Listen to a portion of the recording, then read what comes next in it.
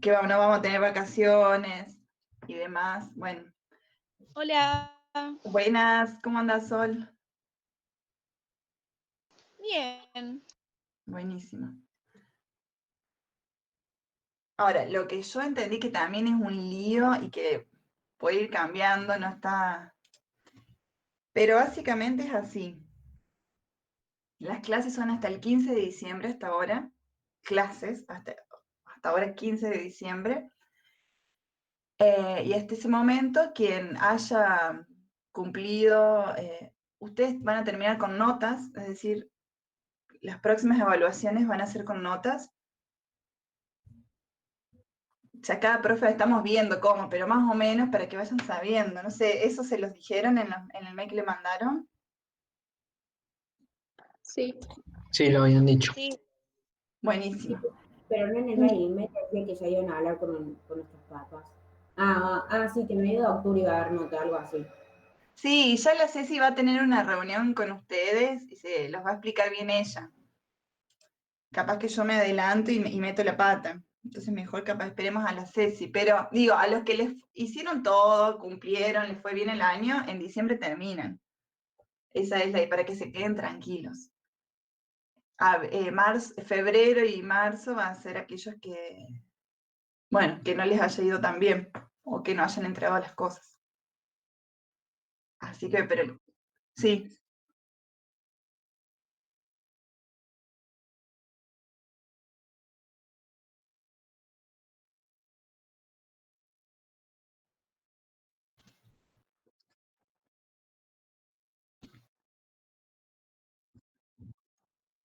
puede ser por eso. Mejor esperen a la Ceci, que va a tener información más. Yo había entendido eso, pero esperen más bien a la Ceci y de todos modos, sí tienen las vacaciones digamos, de 15 de diciembre, todo enero y hasta el 15 de febrero, sí, en ese caso. Y las universidades se van a acoplar, digamos, a estas medidas, digamos, que van a empezar en abril o cuando termine el secundario. Así que eso no se tiene por qué preocupar.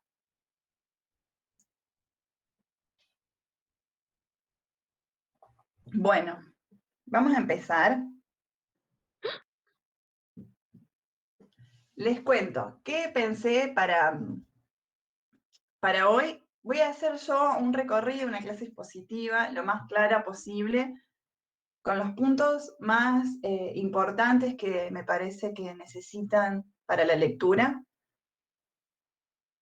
El lunes que viene es feriado, así que no nos vamos a ver ni van a tener que entregar nada, pero sí el próximo lunes, además de la síntesis de lectura, van a tener que hacer un trabajo, que son problemitas, ya se los subo al aula virtual cuando terminemos, son problemitas que tienen que ver con aplicación de estos conceptos, ¿sí? Lo más probable es que vaya con nota. Tenemos que terminar de ver si ya empezamos con las notas o no, pero si ya pareciera que sí, entonces va a ir con nota, va a ser un trabajo con nota numérica, digo. Que de todos modos es lo mismo, digo, ya, así como evaluamos lo otro, le ponemos nota, no le ponemos nota, es lo mismo, la evaluación, digamos, siempre estuvo. Va a ser la misma forma, nada más que ahora en vez de muy bien, qué sé yo, bien, y esas categorías que usamos, va a tener una nota, pero las devoluciones y demás, todo eso va a seguir igual. Entonces, la idea es, les voy contando, párenme, frénenme las veces que necesiten, si leyeron algo que no entendieron y justo voy en esa parte, me lo dicen, ¿sí?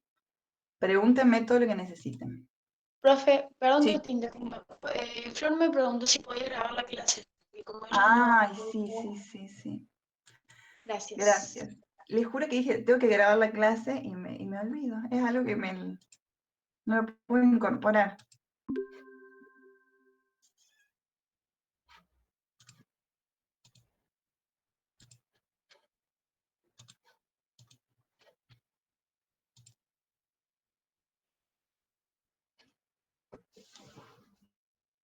¿Ahí ven?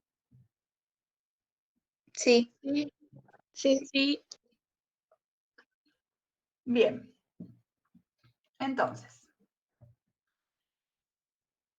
¿qué es lo que nos estamos, en qué nos estamos preguntando en esta unidad? ¿Qué es lo que estamos viendo? ¿Qué significa que en el ADN esté la información de la vida? O sea, desde que empezamos la materia estuvimos diciendo esto, que en el ADN está la información de la vida, que es una molécula que tiene información para ser y hacer que la vida sea tal como sea. ¿Y cómo influye el material hereditario, los factores de los que hablaba Mendel, para darle alguna característica en particular a un organismo? O, por ejemplo, en el caso particular de Mendel, por ejemplo, para que los guisantes fuesen rugosos o redondos. ¿Qué hay en el ADN para que eso suceda así? Hoy, por ejemplo, en el caso de los guisantes rugosos o redondos, se sabe que tiene que ver con la síntesis de una proteína que sintetiza, ¿sí?, que une las glucosas en almidón. Que los redondos, los guisantes redondos, tienen esa proteína que une las glucosas y sintetiza almidón, y los rugosos no tienen almidón en su cápsula, ¿no? Entonces esas cápsulas no pueden retener el agua y se ponen como rugosas, como deshidratadas parecían. Bueno, entonces, esa característica de rugoso y redondo, esos factores hereditarios que parece como un fenotipo, una característica externa, en realidad está dada por una proteína que se encarga de unir la glucosa o no unir la glucosa, y por eso está la diferencia en los guisantes, en las formas de los guisantes, en la textura de los guisantes. Y esa información de esa proteína entonces está en el ADN. Entonces, ¿qué significa que en el ADN esté la información de la vida? Significa que en el ADN está la información para sintetizar proteínas. Luego las proteínas se encargarán de realizar todo lo otro que somos. Digamos, las proteínas, como vimos en Educación para la Salud, tienen muchas funciones estructurales, pero también participan en absolutamente todas las reacciones bioquímicas del cuerpo. Entonces, todas las reacciones de síntesis digamos, de catabolismo, anabolismo de hidratos de carbono, de lípidos, del propio ADN, ahí participan las proteínas. O sea, las proteínas son las que hacen todo, estructuralmente, funcionalmente, es decir, reacciones químicas, las que desarman, arman, van para allá, ponen acá, también como hormonas, también como anticuerpos, ¿sí? Entonces, en el ADN básicamente está la información para hacer proteínas.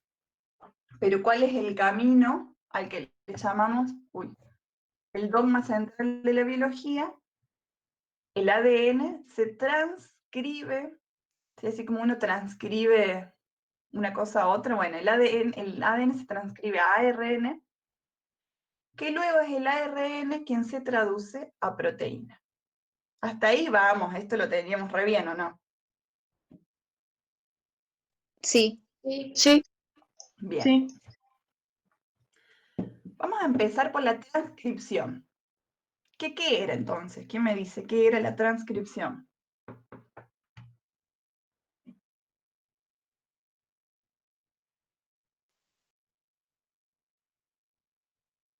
Cuando se sintetiza ARN a partir de un molde de ADN. Ay, qué bien, sí. Entonces, la transcripción es el proceso por el cual se sintetiza ARNM a partir de un molde de ADN, ¿sí? Entonces, así como el ADN almacena la información, la guarda, la tiene como un tesoro ahí guardada, en realidad quien tiene la información activa y quien dicta después la secuencia de aminoácidos es el ARN mensajero. ¿Sí? El ADN solo no haría nada sin el ARN mensajero. ¿Está? Mensajero es porque lleva la información de ADN a proteínas.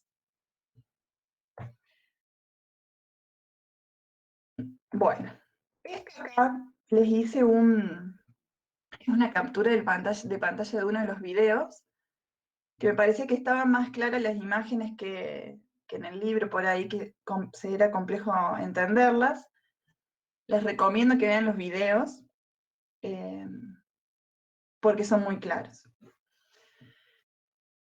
¿En qué consiste molecularmente la transcripción? Una doble hebra de ADN, ¿sí? Siempre el ADN está compuesta por dos cadenas, una 5' a 3', otra 3' a 5'. El 5' siempre es donde está el fosfato, ¿sí? El 3' es el carbono 3 del azúcar que se va a unir con el fosfato, que viene, y así. Pero entonces acá estaría un fosfato, y acá estaría un extremo 3, el carbono 3 del azúcar, y acá estaría el carbono 3 del azúcar, y acá un fosfato. Esta es la región transcripta. ¿Qué significa? Que acá está la información codificada, ya vamos a ver cómo, para secuenciar digamos, tiene la secuencia de aminoácidos que formará la proteína. Tiene esa información. Pero hay una parte acá que es bastante importante en el ADN, que se llama secuencia promotor. Esta secuencia es la zona en donde la ARN polimerasa, que la ARN polimerasa es un complejo de proteínas súper gigante y complejo, que va todo junto así y reconoce al promotor. Una vez que reconoce el promotor, también se encarga de abrir las hebras para empezar a sintetizar el ARN. Ya vamos a ver eso. Pero el promotor tiene cosas bastante importantes. Una de las características moleculares que tiene el promotor es la caja TATA. Nada, es una secuencia con muchas timinas y adeninas, pero que es importante para que la ARN polimerasa reconozca. Pero antes de la ARN polimerasa, actúan otras proteínas acá, que son los factores de transcripción. En el libro los nombra, pero no queda claro. Básicamente los factores de transcripción son proteínas que se unen o desunen dependiendo del gen, ¿sí? Hay factores de transcripción que se unen y así llaman a la ARN polimerasa, y hay factores que se desunen y así la ARN polimerasa puede unirse. Pero los factores de transcripción son importantes porque son los que van a regular cuándo y dónde se va a sintetizar cierta proteína. Digamos, si esto se transcribe, después se sintetiza una proteína. Entonces, son los que regulan cuándo y dónde se va a producir una transcripción. ¿Por qué son tan importantes los factores de transcripción? Nosotros, un glóbulo rojo, una célula muscular, una neurona, una célula hepática, una célula cardíaca, ¿tienen el mismo ADN o distinto ADN? Les pregunto.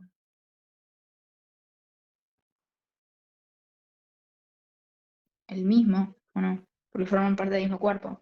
Exactamente. Todas las células de nuestro organismo tienen exactamente el mismo ADN. ¿Y por qué son distintas si todas las células tienen exactamente el mismo ADN? O sea, todas tendrían que sintetizarse las mismas proteínas. ¿Por qué un glóbulo rojo es tan distinto a una neurona? Si tienen el mismo ADN. ¿Se entiende la pregunta? Sí, sí. Entonces, acá, digamos, en la respuesta a esta pregunta, ¿por qué son tan diferentes? Porque evidentemente el glóbulo rojo tiene proteínas totalmente, digamos, por ejemplo, la hemoglobina, totalmente distinta a una célula muscular que tiene otra función absolutamente distinta y que una neurona, ¿sí? Cada una de esas células tienen proteínas y funciones absolutamente distintas. ¿Y quién es el que hace que haya ciertas proteínas en uno y ciertas proteínas en otro? Cuando el ADN es el mismo en todas, son los factores de transcripción, ¿sí? Entonces, los factores de transcripción tienen funciones importantes. Primero decir dónde, en qué células se va a sintetizar tal proteína. pero además también cuánto es necesaria esa proteína, porque quizás, no sé, ya tenemos mucho de una proteína y no necesitamos más, bueno, entonces los factores de transcripción actúan para frenar esa síntesis, o estamos necesitando proteínas, bueno, son los factores de transcripción los que se unen o se desunen, depende, actúan de manera muy diferente, pero en resumen son los que regulan dónde y cuándo se sintetiza tal proteína. ¿Por qué? Porque son los que regulan dónde y cuándo se transcribe ADN a ARN mensajero. ¿Se entiende la importancia de los factores de transcripción? Sí. Si estos andan mal, se desregula la síntesis de una determinada proteína. Entonces, esta partecita sola del gen no me sirve para nada si yo no tengo esta parte. Que por más que no codifique para una secuencia de aminoácidos, es sumamente importante para que esto pueda sintetizarse en el momento y lugar adecuado. ¿Estamos hasta ahí? Sí. ¿Alguien quiere preguntar algo? Sí.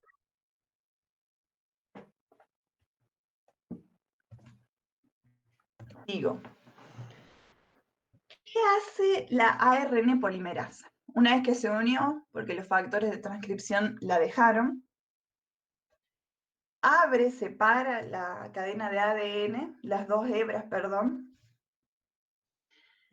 y siempre la ARN polimerasa va a sintetizar 5', 3'. Esa es la dirección que ella sintetiza, o sea, está preparada para agregar nucleótidos en el extremo 3'. Entonces, siempre la cadena molde va a ser la que es 3', 5'. Molde, ¿por qué decimos que es molde? Porque es complementaria al ARN que se está formando. O sea, a partir de ella se agregan los nucleótidos de ARN. Fíjense, se me pone esto justo donde necesito. Bueno, no puedo usar el mouse porque se me... Pero fíjense la cadena molde de abajo, ¿no? Que es timina, adenina, citosina, timina. Complementaria significa que a la timina, estoy viendo que no puedo poner el mouse, pero la cadena 3', 5' de acá abajo, ¿no? La timina, entonces, va a ser complementaria a la adenina del ARNM.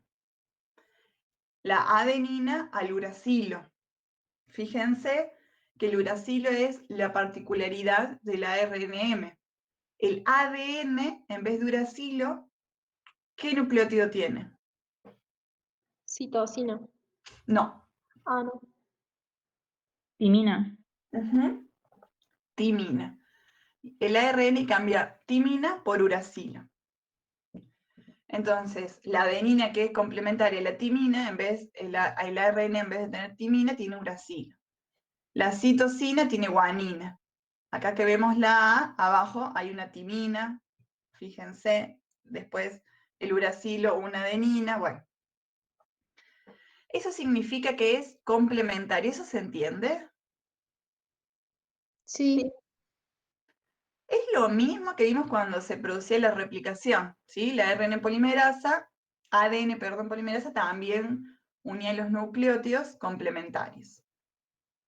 Pero fíjense que así como el ARN es complementario a la cadena que es molde, es igual, o casi igual, a no ser por el uracilo que está en el ARN, pero no en el ADN, es igual a la cadena codificante que es esta. Fíjense, adenina, adenina. Bueno, timina por uracilo porque no hay timina en el ARN. Guanina, guanina, adenina, adenina, timina por uracilo, bueno, citosina, citosina. ¿Qué significa? Que hay una cadena que va a ser codificante, ¿por qué? Porque esta cadena es la que tiene la información en el orden correcto, o sea, la base, el orden de las bases de los nucleótidos es el correcto, y es este orden de nucleótidos el que tiene que aparecer acá. Por eso se dice codificante, porque este orden de nucleótidos de la cadena codificante es igual, a no ser por el uracilo, es igual a la cadena que se está sintetizando de ARN mensajero, pero complementaria a la molde. Entonces, si yo quiero un gen que tenga esta secuencia, la ARN polimerasa tiene que actuar sobre la otra para sintetizar el ARN mensajero. ¿Sí? ¿Se entiende o no? Sí, se sigue sin entender. Esto es lo que ¿Se se entiende? complicó la semana pasada. ¿Se entiende? Sí, tengo una pregunta, profe.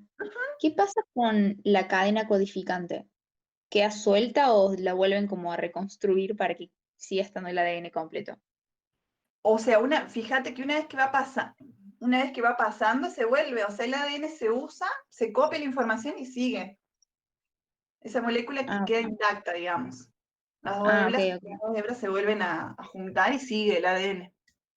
Perfecto. O sea, se vuelve a juntar así, pasa por acá, esta va para allá, va en esa dirección, entonces esto se vuelve a juntar simplemente, no se destruye nada.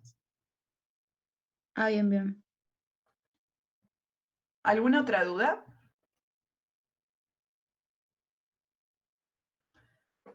¿Se va entendiendo un poco más? Sí. Sí,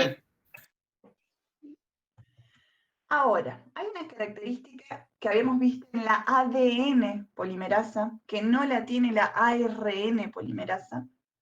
Las polimerasas son las enzimas entonces que sintetizan o ADN, en el caso de la ADN polimerasa, o ARN, en el caso de la ARN polimerasa. Son las que sintetizan estas moléculas, ¿no? Y la ARN polimerasa no corrige errores, como sí ocurre en las ADN polimerasas. ¿Sí? Las ADN polimerasas tenían la particularidad de poder corregir los nucleótidos mal puestos en el ADN. A la ARN polimerasa no le importa tanto corregir, va a la cadena que quedó, chao, tenés errores o no, no importa. Ahora, la pregunta que les hago a ustedes es ¿por qué es más importante cuidar la secuencia de ADN que la secuencia de nucleótidos en el ARN? Es porque el ADN es heredable, o sea que esa mutación o ese error se va a transmitir a la descendencia. En cambio, en el ARN se codifica una proteína que si no sirve, bueno, no pasa nada, es como, no hay un cambio muy grande. Perfecto. Igual, si por ejemplo, tengo una mutación que se produjo en un glóbulo rojo,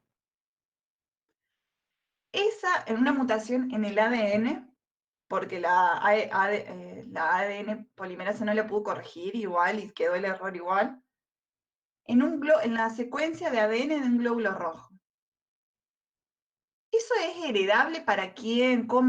¿Qué pasa con ese error ahí en el ADN del glóbulo rojo?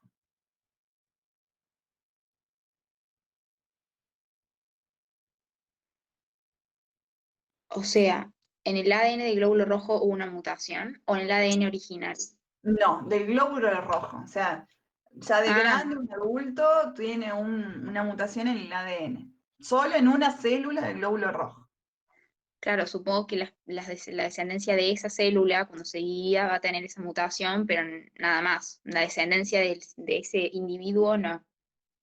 Exactamente. La descendencia de esa célula va a tener el error y dependiendo cuán grave sea el error puede tener distintas consecuencias, pero no ese individuo o individuo persona, digamos, en este caso de humanos, pero pasa en todos los organismos vivos, es lo mismo, la descendencia de ese individuo no tendrá la mutación, porque ¿dónde tiene que ocurrir una mutación? ¿En qué célula tiene que ocurrir una mutación para que sea transmitida de generación en generación de individuos? Repito la pregunta, ¿en qué célula tiene que ocurrir una mutación? ¿En qué célula y en qué molécula tiene que ocurrir una mutación para que sea transmitida de generación en generación? En- Perfecto, en las células sexuales, o sea, en los óvulos o en los espermatozoides, ¿sí? ahí es donde tiene que ocurrir una mutación para que sea heredable a las generaciones futuras. Entonces, que ocurra una mutación en la secuencia de ARN no es tan importante porque sí se sintetizará mal una proteína y dependiendo cuán mal esté esa proteína, de hecho se puede degradar o bueno, no sé, pero es una proteína en millones de la misma, digamos, de la misma que vamos a tener. No hay problema, por eso no hay un sistema encargado de corregir ese error. ¿Se entiende? Sí. Más al final vamos a volver con las mutaciones porque es importante y además vamos a continuar con evolución. Es importante entender dónde tienen que ocurrir mutaciones para que se genere un cambio, una variabilidad o lo que sea. ¿Qué diferencia hay entre procariotas y eucariotas o procariontes y eucariontes en la transcripción y traducción? Una molécula de ARN mensajero en las procariotas transcribe o tiene varios genes, entonces traduce varias proteínas. En cambio, en eucariotas, cada molécula de ARN que se transcribe tiene la información para un gen, entonces una sola proteína. ¿Estamos con esta diferencia?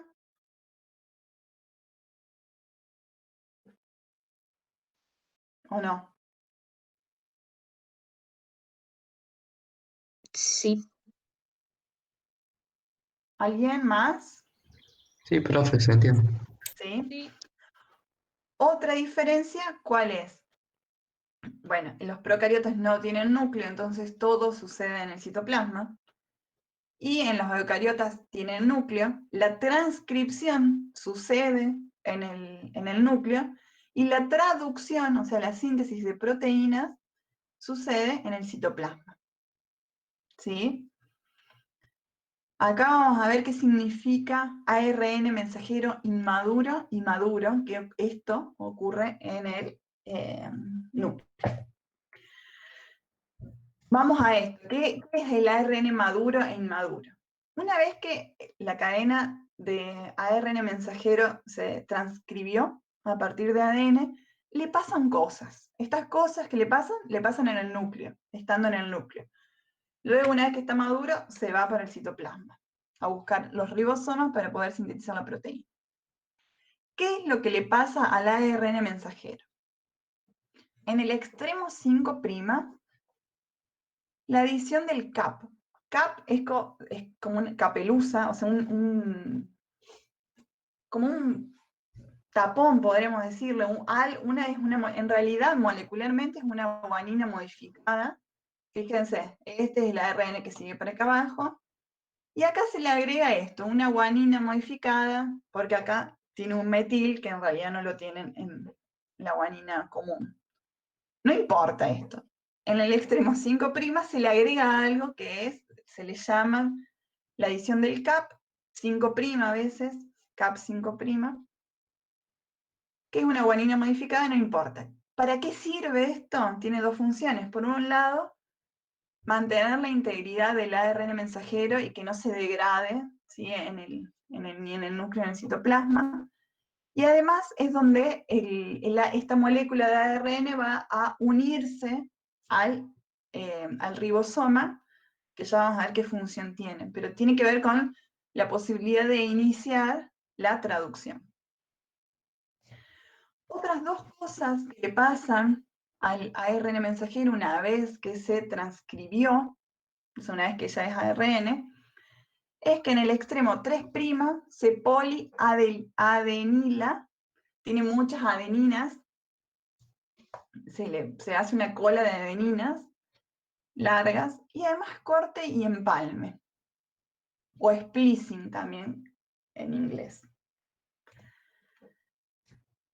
Acá les muestro entonces. ¿Qué le pasa al pre-ARN mensajero, digamos, o al inmaduro? Se le agrega este CAP 5', que es la guanina modificada, se le agrega la cola de polía, sin muchas adeninas de este lado. Y después hay algo en el ADN que el ARN maduro no lo tiene, ¿Qué son exones e intrones? Hay zonas que se llaman intrones en el ARN mensajero, que también están en el ADN claramente, que no secuencian, no tienen nada, no se sabe para qué sirven, de hecho, porque se cortan. Por eso se corta esta parte de los intrones y luego se empalma, o sea, esta parte con esta y esta parte con esta. Entonces, el ARN mensajero inmaduro y el ADN también está compuesto por exones e intrones. Los exones son los que efectivamente tienen la secuencia de aminoácidos, se codifican para una secuencia de aminoácidos. Los intrones no se sabe hasta el día de hoy qué función tienen, pero no tienen ninguna función conocida. No, como son desechables. Lo que sí se sabe es que este corte y empalme, o sea, una misma molécula de ARN mensajero, se corta y se empalma de muchas maneras, lo que da lugar a distintos ARN maduros y por lo tanto distintas proteínas. Digamos, una misma secuencia de ADN, ¿sí? Y que transcribe a una de ARN, se corta y se empalma distinto y puede dar lugar a varios genes. Entonces sería como un ahorro de espacio en el ADN, ¿sí? Pero otra función de estos intrones tampoco se sabe qué es, ni se sabe evolutivamente qué fue primero, si había intrones o si no había. ¿Estamos hasta ahí? ¿Se entiende? Profe, Sí, ¿solo se cortan los intrones o los exones también? ¿Cómo? ¿Solo se cortan los intrones? Claro, los intrones son los que nos sirven y los exones son los que tienen la secuencia de los, digamos, que codifica para aminoácidos. O sea, estos son dos exones. Un exón, otro exón, otro exón. ¿Está? Sí, sí. Entonces, esta molécula que tiene exones, ¿sí? Los intrones ya no están más, se va para el citoplasma. ¿Estamos? ¿Ahí vamos bien? sí, Entonces, en la modificación del ARN mensajero, termina la transcripción. Esta molécula se va al citoplasma y empieza la traducción. ¿Qué era entonces la traducción?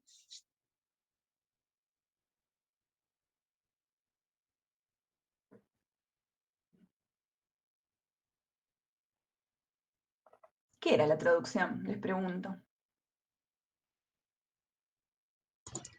Tengo que... la traducción es la conversión de la secuencia de nucleótidos del ARN en la secuencia de aminoácidos de un polipéptido. Perfecto. Es lo mismo que dijiste. Y entonces, el ARN mensajero, ya maduro, sin los intrones y sin todo eso, se transforma ahora en una secuencia de aminoácidos. La pregunta es, que ya lo vimos la semana pasada y creo que se entendió bastante bien, es cómo hace una secuencia de nucleótidos transformarse o traducirse, ¿sí? En otro idioma, básicamente es una traducción en otro idioma que es en aminoácidos. ¿Cómo se produce ese cambio de lenguaje? Bueno, para eso está el código genético, para hacer ese cambio de lenguaje, esa traducción. ¿Por qué? Resulta que tenemos como 20 aminoácidos, que existen como 20 aminoácidos, pero tenemos solo 4 nucleótidos. Entonces, ¿cómo una secuencia de 4 nucleótidos nos da todo esto? ¿Cómo hacemos? Para eso es el código genético. El código genético son tripletes o tripletes de 3 de nucleótidos en secuencia, y ya están determinados y conocidos que cada triplete secuencia para un aminoácido. Es decir, un triplete secuencia para un aminoácido, pero varios aminoácidos están codificados en varios tripletes. Por ejemplo, la fenilalanina está codificado por 3 uracilos, pero también por una secuencia de 2 uracilos y una citosina. La leucina, fíjense, está secuenciado por este triplete, un montón tiene, ¿sí? Y así varios, digamos, no hay un aminoácido excepto la metionina, que está secuenciada por este triplete, AUG, o sea, el AUG solo secuencia metionina, y la metionina está solo secuenciada por AUG. La metionina es, en la mayoría de los seres vivos, el aminoácido de inicio de la proteína. ¿Sí? La metionina siempre es el primer aminoácido que va. Y después tenemos estos 3 tripletes de terminación que no codifican para ningún aminoácido, sino que tienen alguna, digamos, hay una particularidad molecular que hace que ahí se termine la traducción. Y habíamos visto que el código genético tenía 2 características. ¿Se acuerdan cuál era? Uno era universal, puede ser. Era universal, que ¿qué significaba? Que es lo mismo para todos los seres vivos. Bien. Y la otra no me la acuerdo. ¿Alguien se acuerda cuál era la otra característica?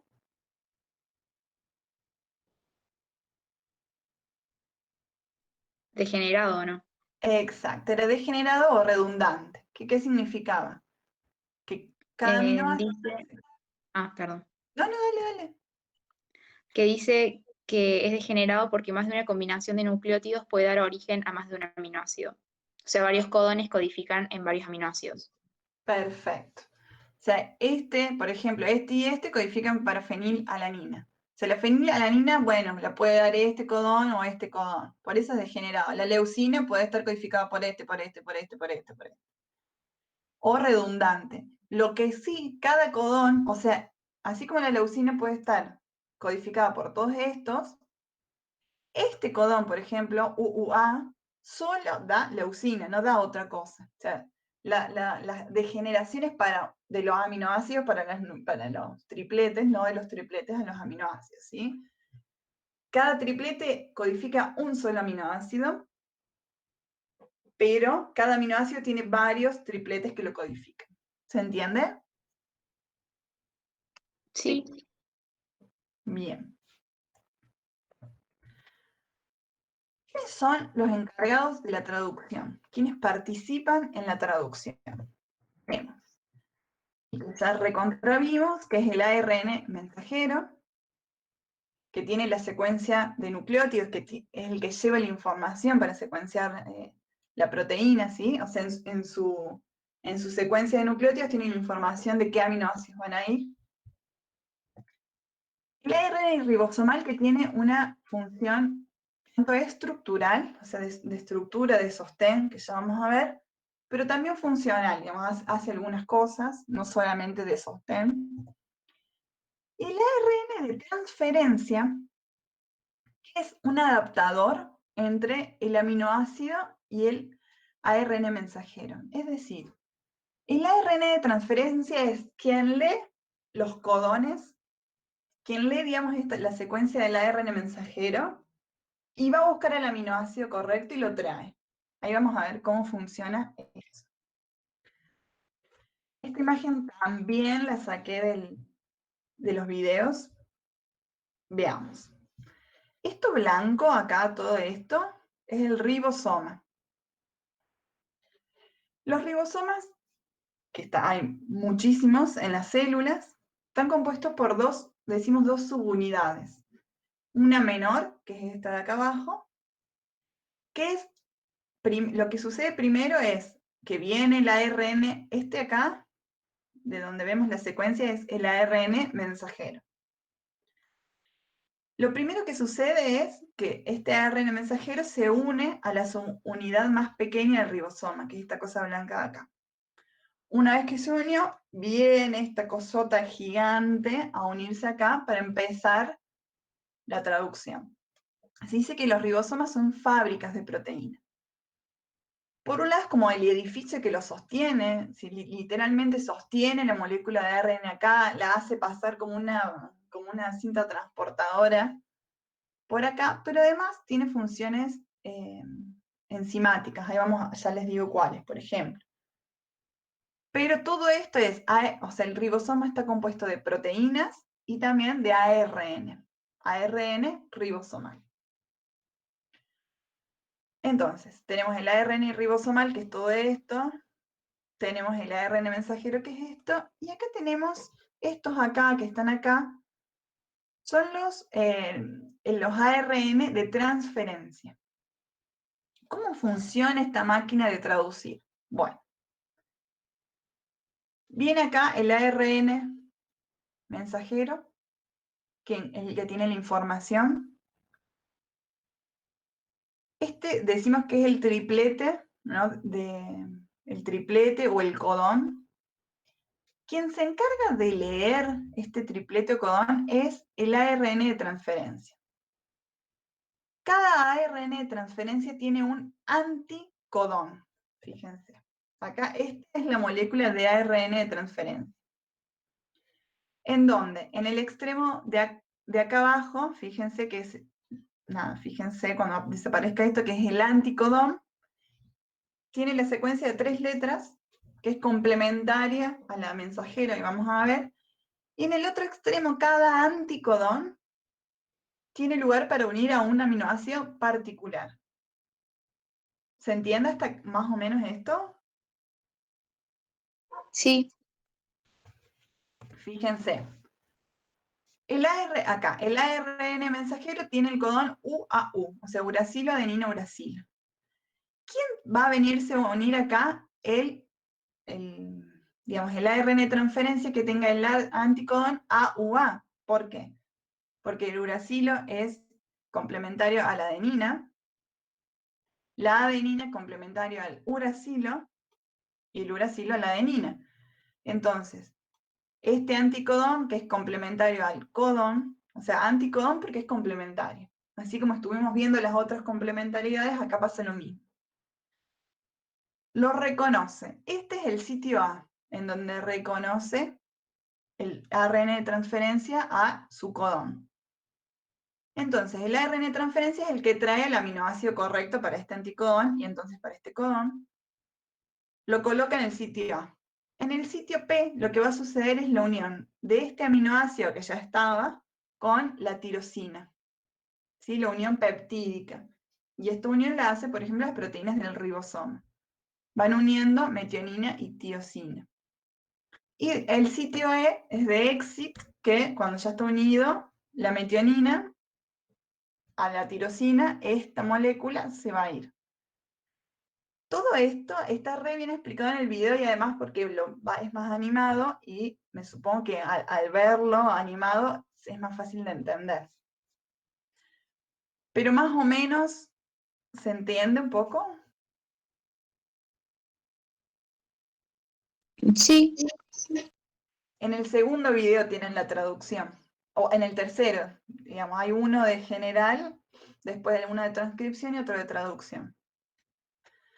Bueno, eso sería lo importante de la traducción. Ahora, quiero ir para terminar, en relación a las mutaciones. Una mutación es un cambio en la secuencia o en el número de nucleótidos en el ADN de una célula, es decir, los cambios que sucedan en el ARN mensajero, en la síntesis del ARN mensajero, no se consideran mutaciones, porque la verdad que no se heredan ni siquiera ni a la célula, digamos, a las generaciones siguientes de esa célula. Entonces, vamos a hablar de mutaciones cuando haya un cambio en la secuencia o en el número de nucleótidos del ADN. Para un ejemplo que es bastante normal, es el ejemplo de la anemia falciforme, digamos, una mutación que da una enfermedad que es la anemia falciforme. Anemia porque es anemia, porque hay digamos, una disminución en la cantidad de glóbulos rojos. Genética es, ¿por qué? El ADN que codifica para la proteína de hemoglobina, el normal, tiene esta secuencia, citosina, timina, timina, pero hay una mutación que es muy común, bastante común, por ejemplo, en el continente africano, que ahí les cuento por qué. porque esa mutación es tan común ahí, que en vez de la timina del medio tiene una adenina.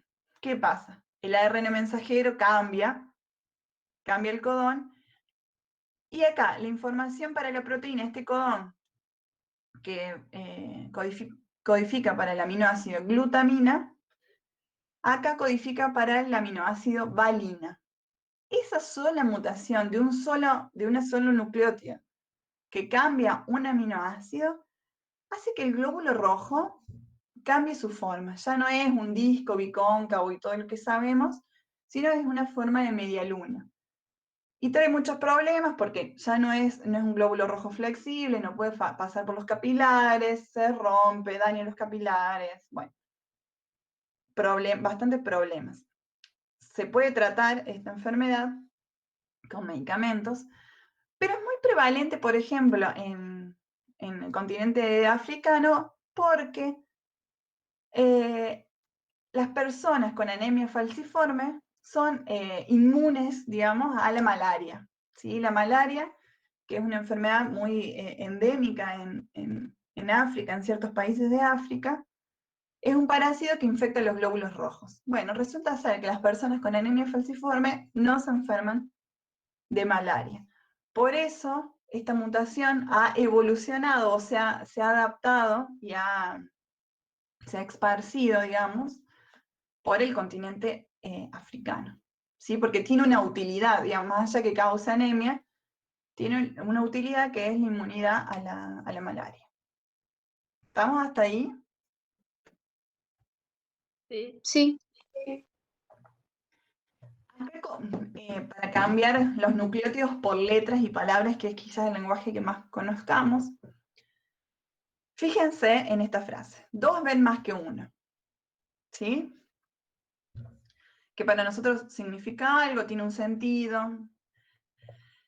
Si cambiamos una letra, la E, por ejemplo, por una A, nos cambia el sentido de la oración. Dos van más que uno. Bueno, así pasa con la proteína que codifica para la hemoglobina. Un aminoácido cambia el sentido de la proteína, tanto así como para cambiarle de forma al glóbulo rojo. Entonces, dos ven más que uno, si muta una letra, dos van más que una, cambia el sentido, ¿sí?, de lo que estamos diciendo. Solo con una letra. Este caso de, como la anemia falciforme, o bueno, en este caso de que estamos viendo con las letras, es una mutación puntual. Hay un cambio puntual en un nucleótido. Por ejemplo, una mutación de sustracción o de lesión es cuando un nucleótido, en vez de cambiar, se lo desaparece. Y esto en general lo que trae es, bueno, no, en general no, lo que trae es un corrimiento de todo el marco de lectura, ¿sí? Entonces sería 2, ya no se puede leer más, produce otro sentido desde ahí totalmente distinto porque corre todos los tripletes, digamos, los corre y los cambia. Acá pueden pasar dos cosas: o que se sintetice una proteína que sea viable, ¿sí?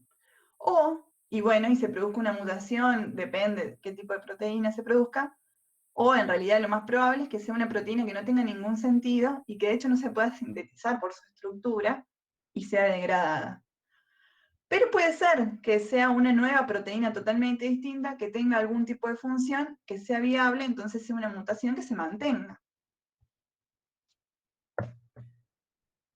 También de mutación o sustracción puede ser, por ejemplo, que desaparezca un codón entero, o sea, desaparezca un aminoácido entero en este caso.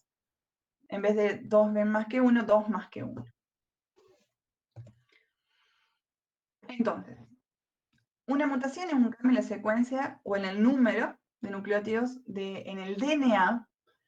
Y ahora la pregunta que ya la hicimos, pero para retomarla porque es importante: ¿dónde tiene que ocurrir una mutación para que sea transmitida a generaciones futuras de un organismo entonces?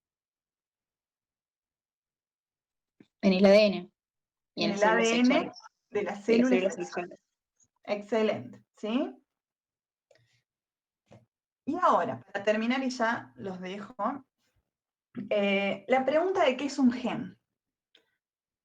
Porque estuvimos viendo que un gen era una secuencia de nucleótidos que codifica para una proteína. Eso es lo primero que así empieza el capítulo. Y de hecho diciendo que, bueno, ya vamos a ver esto de que es un gen, si es tan así o si no es tan así. Con todo lo que vimos, ¿ustedes dirían que un gen es una secuencia que codifica para un aminoácido? Para una proteína o un polipéptido.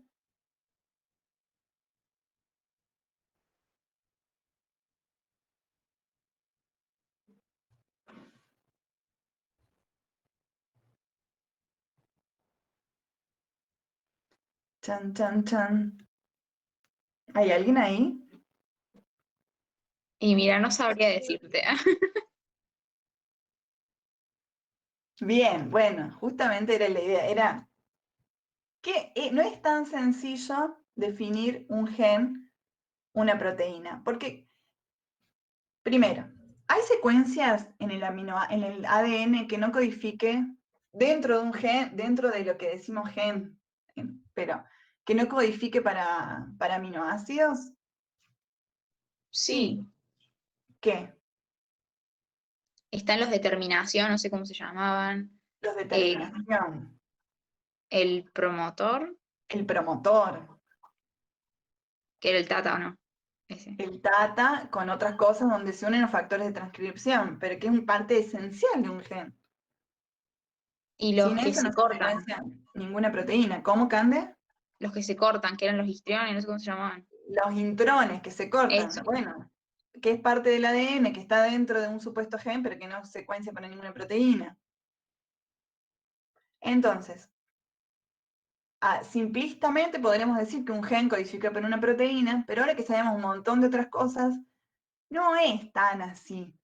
Digamos, no es que cortamos una secuencia de nucleótidos, la ponemos en un lugar y nos da una proteína, así tan fácil, sino que hay un montón de cosas que acompañan esa secuencia específica de nucleótidos que codifican para a una proteína que también forman parte del gen o permiten de última que el gen sea codificado en una proteína. Y también, de acuerdo después, ¿qué rama de la biología está estudiando tal o cual cosa va a definir el gen de una manera o el gen de otra o el gen de otra? Y ya se empieza a abrir y a hacer cada vez más complejo. Pero entonces, no es tan fácil definir gen-proteína, sino que hay varias cosas más que forman parte de ese gen que permite que la proteína se sintetice. ¿Se entiende? Sí,